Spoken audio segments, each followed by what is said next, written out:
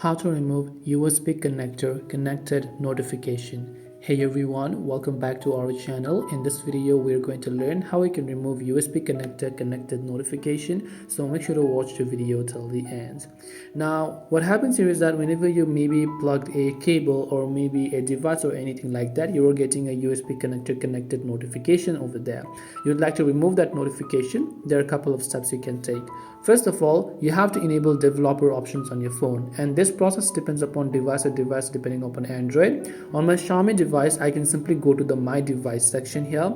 I can scroll down to Detail Info and Specs, and once you scroll down to the Detail Info and Specs option, here I'll find the option called OS version. On a Samsung device, this is basically called build number. So you have to multiple tap on this build number or the OS version that you can find, and it will ask you to enable developer options. In my case, I'm already a developer.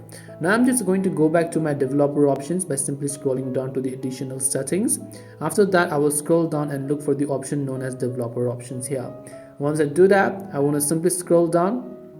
On the debugging section, one of the options you'll find is USB debugging. Make sure you enable USB debugging. After that, simply scroll down a couple of steps further below here, and another option you'll find here is default USB configuration. Make sure to tap on default USB configuration. Now depending upon what you want to do while you're connecting your cable, you can select. If you select no data transfer, your data is not going to get transferred. MTP is going to get disabled. Your device will only charge.